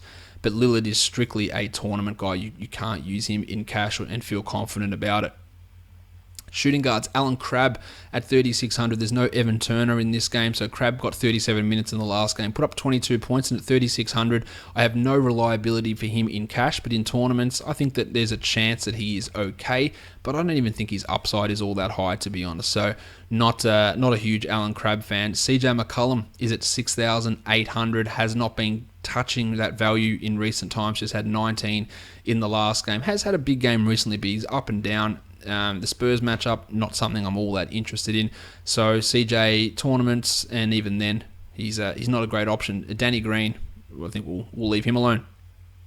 Small forwards, Kawhi, $8,000. Yeah, I think that Kawhi is a solid pick at $8,000. Yes, it is a back-to-back, and there's somewhat of a risk there, but I think the back-to-back potentially keeps the game somewhat closer. I think if it wasn't a back-to-back, the Spurs might smash them, and that might limit Kawhi's playing time. I think that the back-to-back for the Spurs keeps it a little bit closer, as you see by the Vegas spread, and that enables Kawhi to play majority of his minutes and should get close to 40, so I do like him in this one. Moe Harkless at 4,500, not with Kawhi. Oh, no, Kawhi won't be on him, actually. No, rephrase that. No, I'm okay with Moe. I think there's decent value at 4,500 for Moe. Not the strongest play, not a high upside guy, but decent. John Simmons gets extra run with Manu out, tournament only at 3,500, and obviously Kyle Anderson had an absolute monster today with those 5 steals, but that's clearly just a fluky sort of performance. With Pau out, David Lee is at 3,600. Love David Lee at that price. We've seen when Pau's been out, he plays 30 minutes and he can put up big numbers, and we've seen over the course of this season, big men that play against the Blazers front court, the numbers they roll in. Now, Lee might he should get around 30 minutes. That's what happened the last time. So I would think that you're looking at least 25 for Lee. 3,600, one of the best power forwards on the board. Al-Farouq Aminu at 4,000, also don't hate that. He's back playing 30 minutes in the last game. The matchup is not ideal, and I would much rather spend that extra or save that extra $400 and take David Lee, but Aminu's not a terrible guy to take a look at. Marcus Aldridge he's really struggling, but again, if there's a matchup that's going to get you going, it's the Blazers, and it's his former team. So, could this be the game that turns Aldridge around? I'm sure his seasonal owners are hoping so. This is a really good opportunity for him to do it. Does he do it? We don't know at this point. And he has definitely been disappointing, but it's not like he overexerted himself in this game against the Clippers where he played just the 23 minutes. So, at 6,500, Aldridge in tournaments, I think he's a very, very good play. In tournaments, in cash, with the way that things are going with him, there's just no way of being able to trust that. At centre, Dwayne Dedmon at 35 should get some extra run with power out, and that makes him definitely interesting. He could have a 24 or 25 pointer. I would take David Lee over him, but Dedmon becomes a tournament alternate type of guy. Mason Plumlee, 6,200, putting up some really good numbers. The Spurs, not sure I'm keen with using Plumlee in a Spurs matchup, despite the Spurs spouting a front court of David Lee and LaMarcus Aldridge and Pau Gasol at times. I'm not really, like you look at their ease and it's terrible. Like centers do terribly against the Spurs, despite these guys being the players playing the big minutes. A lot of that's Dedmon, and if Dedmon gets extra minutes here, that might spell more trouble for Mason Plumlee. Let's get onto the last game of the night, and that is the Dallas Mavericks and the Los Angeles Clippers. When I'm talking about the Clippers, I'm going to be assuming that Chris Paul is out with that hamstring. For Dallas, they've got Andrew Bogut, who is doubtful, JJ Barea, who is questionable with the Achilles soreness, and Dirk is questionable to return as well. So a few situations we need to monitor, obviously, here. Let's talk point guards. Ray Felton at 3,500 becomes one of the plays to look at. Now, Dallas is a horrible matchup for point guards, but Felton at minimum salary looked really good today, playing his former team. I really think that at 3,500 he becomes one of the best cheap point guards that is on the board, assuming Paul is out. You can also look at Austin Rivers at $4,000, who gets some extra responsibility and has really shone in the past when Chris Paul has been out, especially from a fantasy point of view. So I would take Felton over Rivers, but Rivers is absolutely in play as well, assuming Chrissy Paul misses. Darren Williams, 6,400, and you look at it and go, yeah, the matchup's bad, but no Chris Paul, or assuming no Chris Paul. So I would be okay with Darren. I wouldn't use him personally in my own team. There's just too many other options for me to go, yeah, Darren Williams is the bloke that I really want to stick in there at point guard. At shooting guard, Jamal Crawford gets a bump as well if Paul is out. Minimum salary, more a tournament than a cash guy, but absolutely worth looking at. And JJ Redick didn't do a huge amount today, limited in his minutes. 4,400, I think he's worth a look, but more a tournament punty type of guy. Whereas the Wes Matthews situation here, 5,400 in a negative matchup, I don't think we'll take Wes. If JJ Barea plays, there's obviously no reason to have any interest in Seth Curry. At small forward, Harrison Barnes, the pencil, 6,400. Don't like that price in this matchup, and with the possibility that Dirk returns. So that's a no from me. Wes Johnson, no. Luke Marmute, Dorian Finney-Smith, none of those guys are working for me. Power forward, Mo Spates at 3,700, absolutely a tournament guy. Not really a cash guy, but in a tournament, you should feel okay about him getting 20 points. So I like what we saw from Mo today, getting a couple of minutes next to DeAndre. Not a huge amount, but enough to make me say, okay, let's expect a couple more from him moving forward. Dwighty Powell's been putting up good numbers, but if Dirk is back, then there's no reason to really look at Powell, so he's a fade. Salah Mejri at center, or Dirk, we're not using Dirk if he plays. Salah Mejri at center, a horrible matchup, and you'll see Dirk maybe playing a little bit at center as well, so I don't think that's a great situation for Mejri. DeAndre Jordan against Dallas, he does pretty well against that team that was almost his former team. 7,400 for Jordan. I think that's absolutely solid. I think you've got that in a cash game that is a rock solid floor and upside to go for 45 plus. If Chris Paul is out, It does make it a little bit tougher on Jordan, but Ray Felton can run things and he can get the ball to DeAndre. So I wouldn't be too panicky that there's no one going to be able to get the ball into him or anything like that. I think he can actually play pretty well and maybe even get a few more touches offensively. Let's talk about the picks of the day now. Again, reminder that Chris Paul injury news and the Spurs resting guys happened just before I went to air, so it's not reflected in these graphics. On FanDuel, point guard Shelvin Mack 4,000, Kyrie 75, and Kemba. Obviously, Ray Felton, Patty Mills are included in that as well. Shooting guard Iman Shumpert 36, Lou Williams 58, and Jimmy Harden 11,400. The small forwards Lou Deng 46, TJ Warren 54, and Kawhi at 8,000. The power forwards Marvin Williams 43, Gorgie Jeng 57, and Paulie Millsap 83. And the centers Tim Mozgov 35, Biyombo 5,000, Karl Anthony Towns 9,400. On DraftKings, the same thing. Felton, Mills, Dave Lee, they're your real big winners, I think, from this situation. So consider all those in the picks of the day. Shelvin Mack 47, Jezza Lynn 58, Steph at 8,000. Shooting guards Gaz Harris 49, Lou Williams 59, and Jimmy Harden 11,200. At small forward Lou Deng 59, TJ Warren 5,000, and Durant at 88. The power forward Al Farouk Aminu 3,600, Gorgie Jeng 57, and Towns at 9,000. And the centers Tim Mozgov 32, Mason Plumlee 55, and Boogie at 10,400. For the Aussies, Shelvin Mack 38, Russell 5,000, and the other Russell, Westbrook, 11,900. Shooting guards Gaz Harris 4,000, Devin Booker 52, and Jimmy Harden 11,200. Small forwards Justice Winslow 39, the Rooster 5,000, and Yanni at 10,200.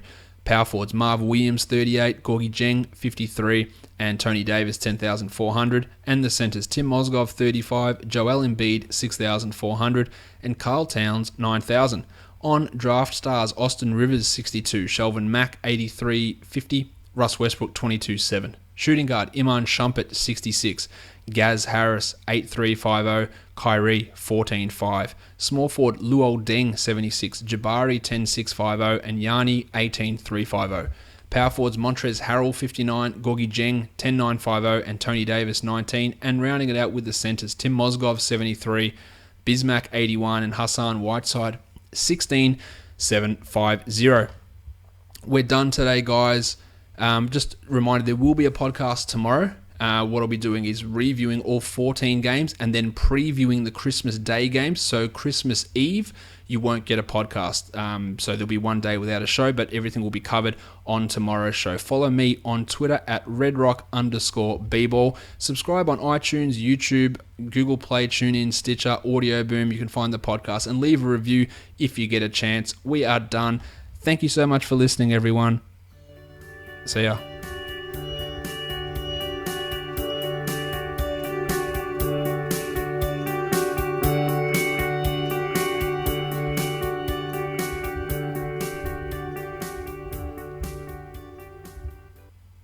Kenyon Martin.